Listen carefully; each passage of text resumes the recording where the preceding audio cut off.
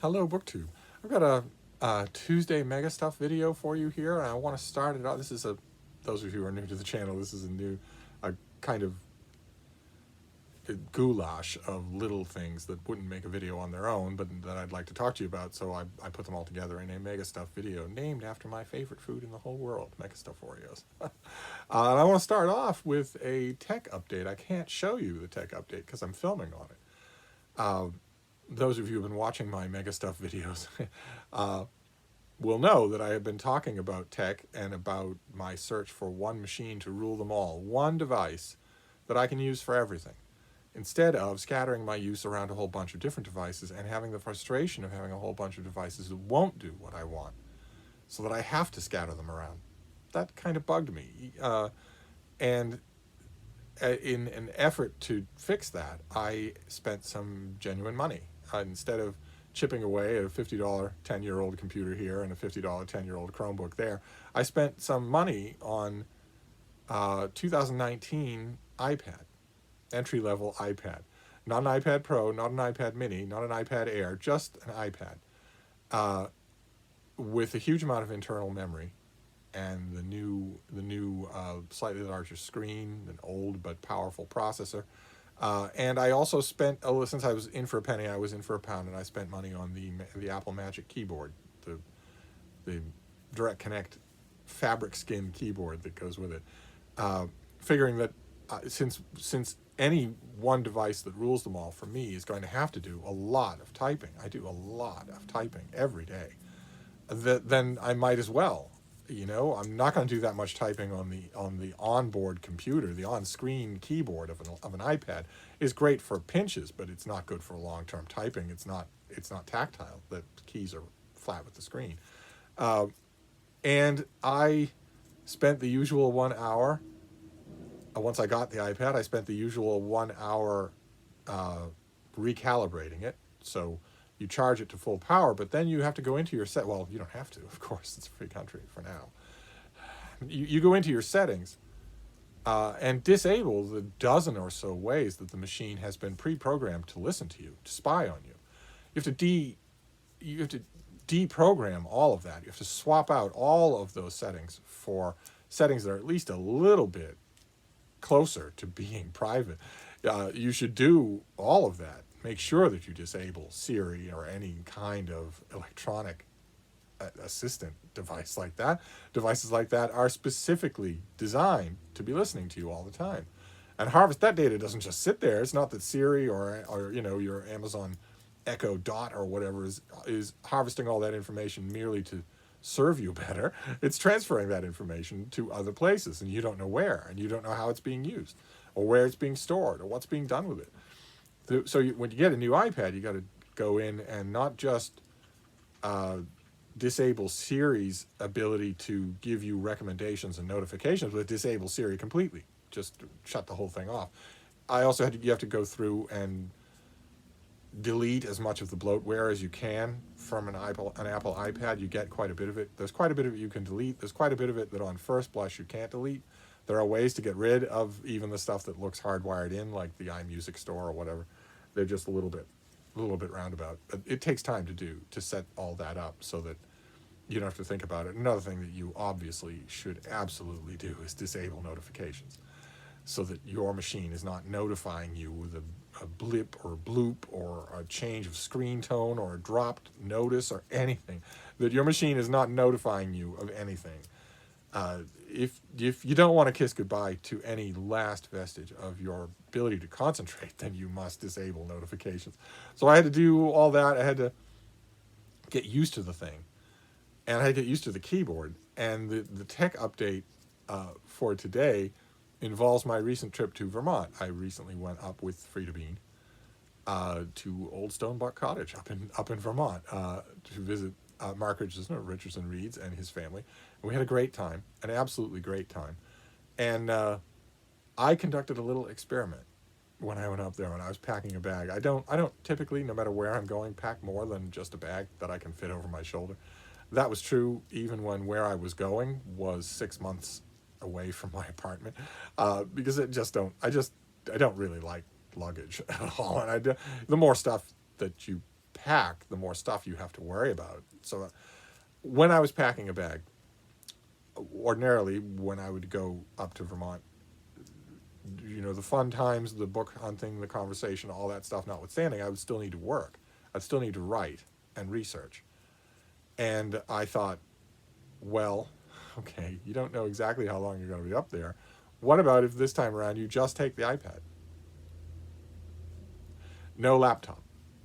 And I did that, and I didn't get as much work done as I was expecting anyway. But the iPad was able to do everything. And thanks to my host and his wife, the iPad, I learned a few more things that it can do. So your tech update for today is that I know this is tempting the gods, and it may be premature, but I think I may actually have found the one machine to rule them all. I have been, the yardstick that I gave myself was, I've mentioned it on this channel, it's very simple. It's if you set this machine up at, 7:45 in the morning, how long will you go in the course of a normal, natural, average day of work and outreach and emailing and social media and whatnot? How long will you go on this machine before you have to go to another machine in order to do what you want to do? And that has not happened at all. If I want to watch a video on YouTube, if I want to scroll through Instagram, if I want to send an email, if I want to download a document and write a review of it and then send the review, if I want to film a video, no matter what it is, I have been able to do it on this machine easily without needing to do anything else. I've encountered only one small glitch just recently, and that is that the Zoom app did download on this iPad. The reason I'm not showing you the tech device is because I'm filming on it. But the Zoom app, which I've become enamored of having Zoom chats with people, and not just having them, of course, but recording them, doing interviews, formalized Zoom chats, so for content for the rest of you to watch. And the Zoom app does download on the iPad, but I encountered a little bit of trouble. I'm still having trouble trying to get it to record on the iPad. I know that it must be able to do that. I'll figure out what the reason why is in no time at all.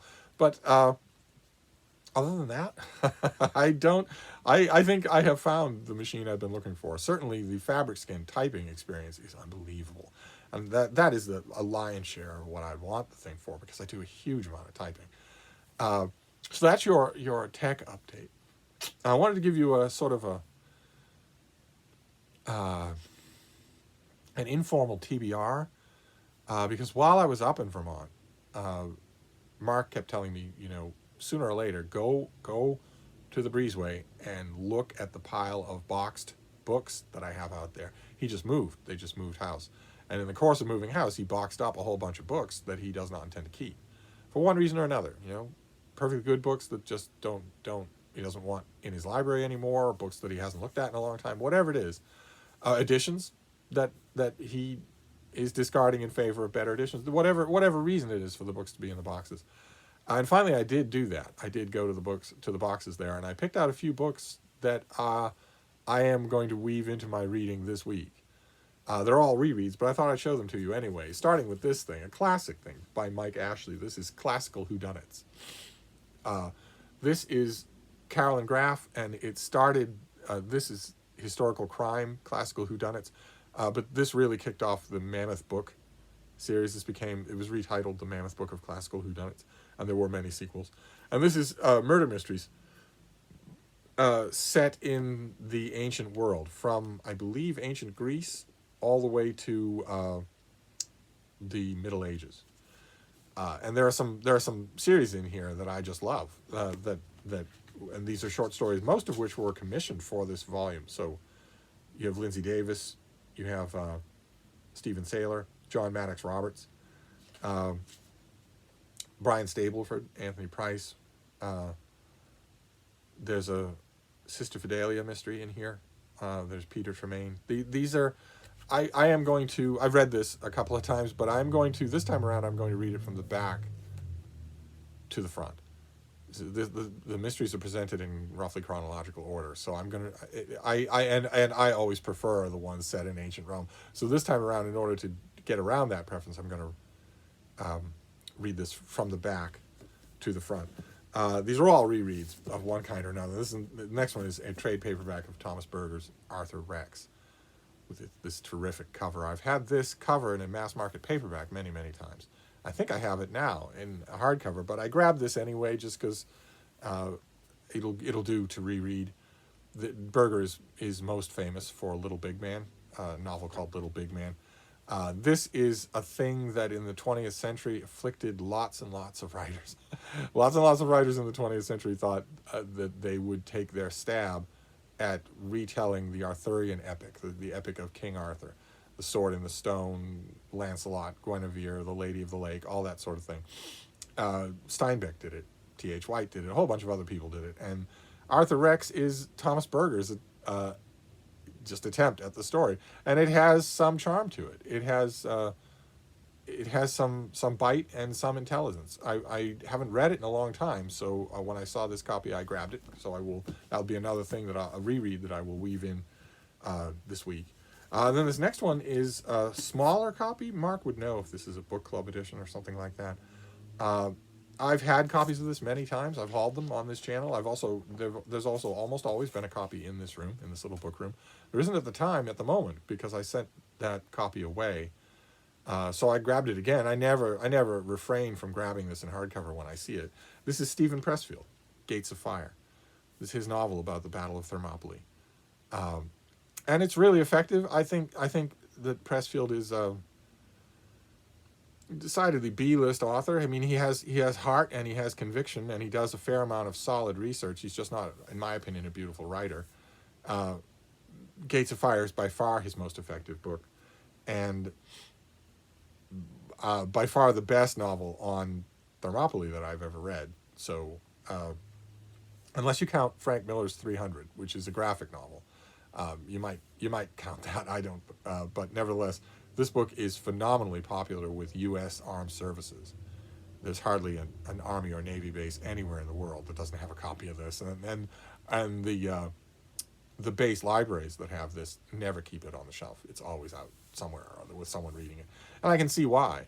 Of course, the story is talismanic for military camaraderie, but Pressfield plays that up anyway. So I'm happy to see it, happy to have it. I will give it a reread and put it on the shelf in this room.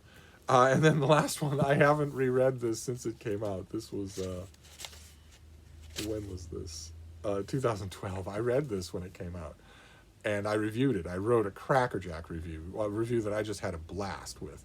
And this is A Memory of Light by Brandon Sanderson. This is the very last book in the Wheel of Time series that was started by Robert Jordan. This book was written about 150 years after Robert Jordan died. The publicists for the book, bless their hearts, were, prior to it coming out, they were going on and on about how, Brandon Sanderson working closely with detailed outlines, following the master's vision, et cetera, et cetera. None of that is true. This is entirely Brandon Sanderson, and it shows. He is a much, much better writer than Robert Jordan. And it's a doorstop of a book, but it's absolutely terrific as a reading experience. It won't work, I don't think. I think it would be complete gobbledygook if you hadn't read the rest of The Wheel of Time. But if you have, boy, talk about going off, leaving stage on a strong note. What a book. Just endlessly readable. Brandon Sanderson is a very readable author anyway, and he has mastered the trick of being readable at enormous length, which is no easy thing. And here, boy, oh boy, I'm just hoping that other fantasy series that are currently unfinished will get a finish this strong when the time comes. And this includes the great battle that has been foreseen, it's been foretold and talked about for 12 books. And instead of giving us little glimpses and pieces of that battle, Brandon Sanderson gives us the whole thing, and it's magnificently done. And the last 100 pages here are full of what a cynical reader would call fan service, but what I would say is just a lovingly reverential wrapping up of the whole series, and not just the character fates, but all the important themes as well. It's impressive, far more impressive than any book in this series. And I didn't have a copy. The minute I saw it in Mark's boxes, I realized that I would like to reread it, but not the whole series. Just this volume will be good enough. So I grabbed it. So I will. I'll try to remember to leave a link to that review if I can find it.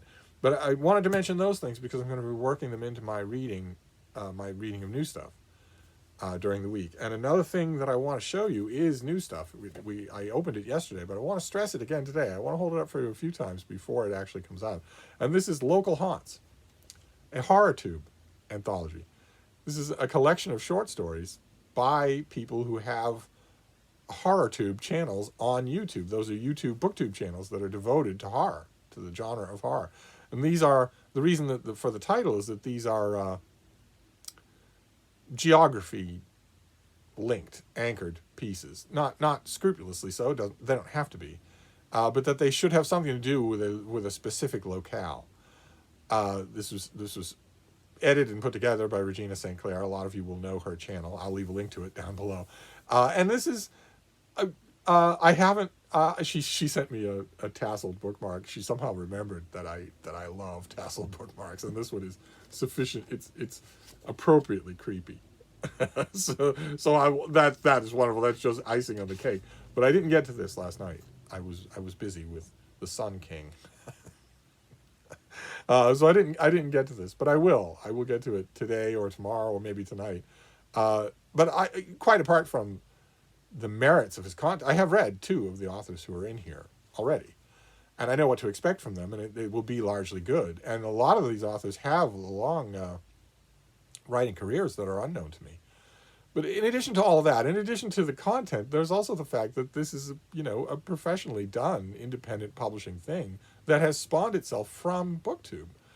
I think that deserves all of our attention. If you're interested in horror fiction, if you like horror short stories, this thing's going to be out and ready for you to buy right in time for Halloween. It's got a publication date somewhere in October. So if all of those elements appeal, and if you're interested in having an anthology that's written by people whose channels you watch, then I don't see any harm in pre-ordering this thing. In fact, I see only good in it, because pre-orders will, of course, become known to Regina and her merry band, and that she will like that. She will like that. That's very encouraging. So Local Haunts, I wanted to mention it again. I'll mention it a couple more times. But we also have mail. We have one box, one skinny little box. It's from a publisher. It's not from one of you, but it's not ordinarily boxes. Please me, because they're great big monstrous things, and this is not. This is a tiny thing, whatever it is. So we'll see what this is.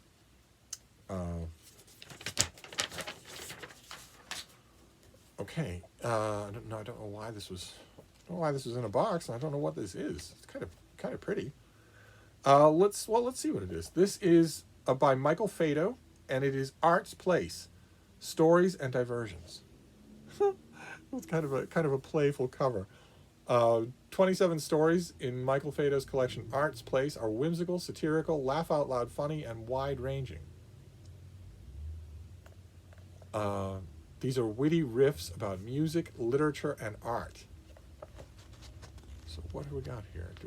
Are we actually told? I don't have a pub sheet with it. I just have okay, a lot of these saw life in earlier publications. Oh, and then there's just a long table of contents. So this is just a bunch of bits and pieces that are some vaguely art related and others maybe not.